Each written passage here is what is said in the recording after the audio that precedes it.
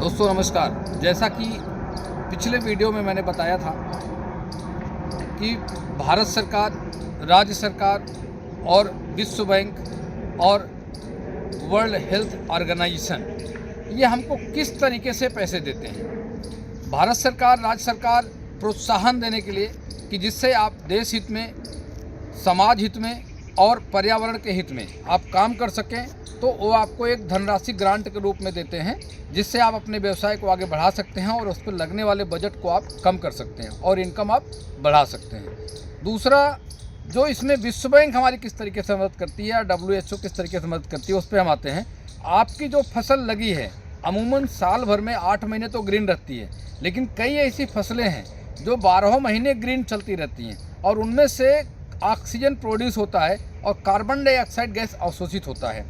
इस प्रक्रिया को बोलते हैं कार्बन ट्रेडिंग।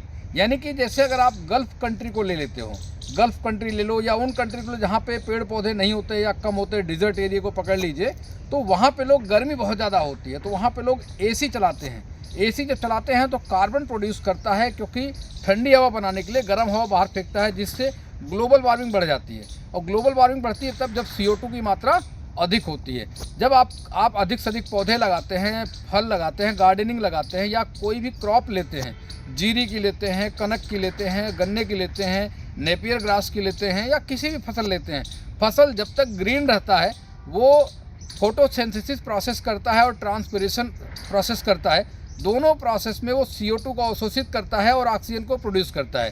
ये जितनी भी ऑक्सीजन हमें आपको जितनी चाहिए हम जितना ले लेते हैं, उसके बाद जो भी ऑक्सीजन बचता है वो जाके इन्वायरमेंट में सेव होता है, और वो इन्वायरमेंट में जो सेव होता है पूरे ग्लोबल लेवल पे, तो वो किसी न किसी कंट्री को जाता है, क्योंकि एक फार्मूला है हायर टू लोअर।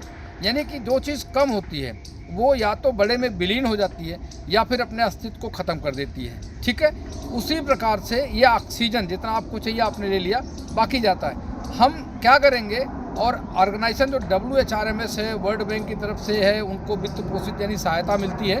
वो लोग आपके खेत की यानी कि जियो टैगिंग करेंगे। उस जियो टैगिंग के तहत क्या होता है कि आपकी फसल का चौहद्दी, उत्तर में क्या है, दक्षिण में क्या, आपने कौन सी फसल ले रखी है, आपका नाम क्या है, कितना रकबा, आपका एरिया, कितने एकड़ में आपने इसको लगा रखा है और वो कितना प्रोड्यूस हो रहा है, एक ऐप आपके मोबाइल में डाउनलोड हो जाएगा।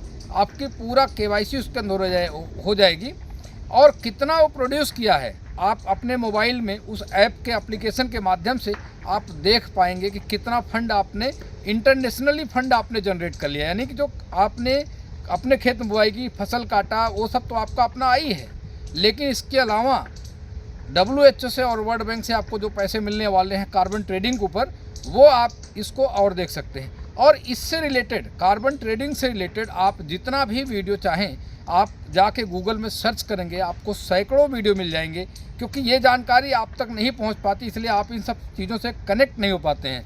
तो मेरे दोस्तों, मेरा एक सिद्धांत है कि जब किसी के साथ जुड़ो तो दिल से जुड़ो, क्योंकि अगर हम किसी के साथ दिल से नहीं जुड़ेंगे तो जब तक मैं मेरा निजी प्रॉफिट देखूंगा, मैं कभी भी आगे नहीं बढ़ सकता और ना आपके साथ जुड़ सकता हूं।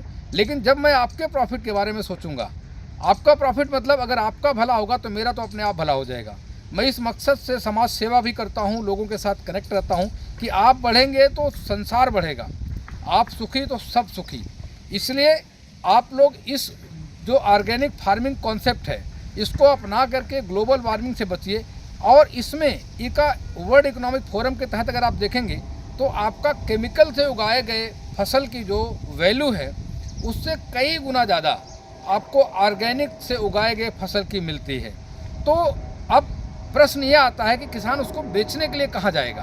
दोस्तों, आपने अगर ऑर्गेनिकली उगाया है, आपने बेशक फर्टिलाइज़र कहीं से लिया है, आपने बीज कहीं से लिया है, लेकिन अगर आपको लगता है कि आपने ऑर्गेनिक तरीके से फसल को उगाया है तो आप हमको कमेंट सेक्शन में जा करके वहाँ पे अपना नाम, नंबर छोड़ सकते हैं, जिला, एड्रेस छोड़ सकते हैं और बता सकते हैं कि आपके पास कौन सी क्रॉप है, कितनी मात्रा में आपने उसको उगाया है और उगाने की मेथड क्या रही है। अगर हमको आपका प्रोसेस सही लगा तो हम आपके अनाज का उचित मूल्य दे करके आपसे बाई बैक पॉलिसी के तहत हम आपसे उसकी खरीदारी करेंगे, और नहीं भी करेंगे तो हम आप तक कस्टमर पहुंचाने का प्रयास करेंगे।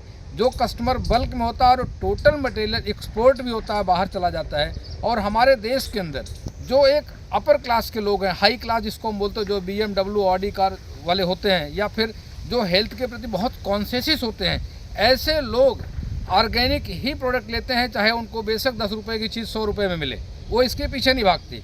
उनका टारगेट है पैसा तो हमने कमा लिया, एक दिन हम शरीर छोड़ के चले भी जाएंगे, पर जब तक धरती पे हैं कम से कम शुद्ध खाना और शुद्ध पानी तो मिल जाए। भाई हवा पानी तो हमारे आपके कंट्रोल में नहीं है, लेकिन हम कंट्रोल अगर करें, जो वेस्ट मटेरियल को हम जला देते हैं तो उससे कार्बन और क्लोरीन गैस बनती है, अगर उसको हम ज़मीन में डिकम्पोज करें तो एक हवा को भी शुद्ध कर सकते हैं, यानी कि उसको डिकम्पोज कर दे जलाने के बगैर तो वो शुद्ध हो सकती है और मिट्टी के अंदर कार्बन तत्व की मात्रा बढ़ जाएगी, तो सॉइल हमारा ऑलरेडी यानी मिट्टी हमारी फर्टाइल हो जाएगी, फसल अच्छे से निकल के आएगी।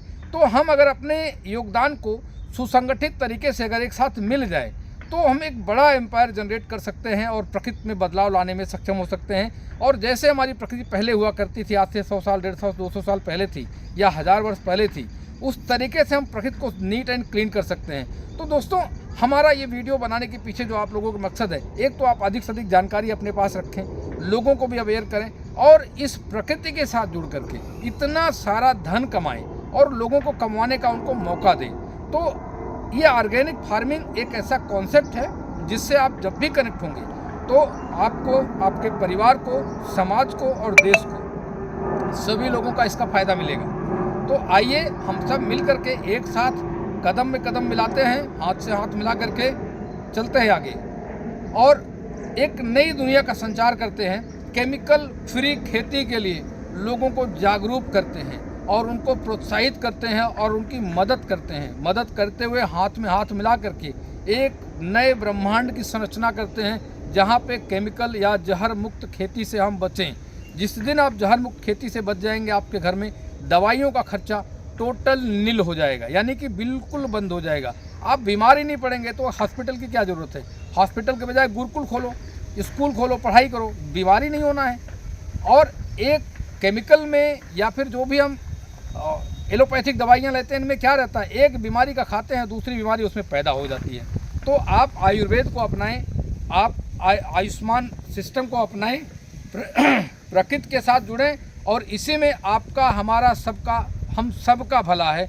इसी के शब्दों के साथ मैं इस वीडियो का एंड करूंगा और चाहूँगा आप लोग ज़्यादा से ज़्यादा इसको शेयर करें, सब्सक्राइब करें और इसको वायरल करें, जिससे जानकारी आगे तक बढ़ेगी। लोगों के कमेंट आएंगे तो मैं अधिक से अधिक वीडियो बना सकता हूं इसके ऊपर। और अगर आपको किसी भी फील्ड के बारे में यानी ऑर्गेनिक से जुड़ा हुआ कोई भी सब्जेक्ट पे आपको क्वेश्चन करना है, आप कमेंट सेक्शन में डालिए, हम उसके ऊपर आपको वीडियो नया पब्लिश करके आपके पास भेजेंगे। और हमारी पूरी कोशिश रहेगी कि आपको अच्छे से अच्छे जानकारी और वो भी साक्ष्य के साथ दी जाए। और यदि फिर भी कहीं आपको लगता है कि मेरे में कोई त्रुटि है तो हमको त्रुटि सुधारने के लिए एक मौका दीजिए। कमेंट सेक्शन में लिखिए कि यहाँ पे आपसे गड़बड़ी हुई है, आप इसको सुधारिए, ये गलत सेक्शन है, मैं उस चीज़ को सुधारता हूँ और इसके लिए हम सभी आपका आभारी रहेंगे। जय हिंद, जय भारत।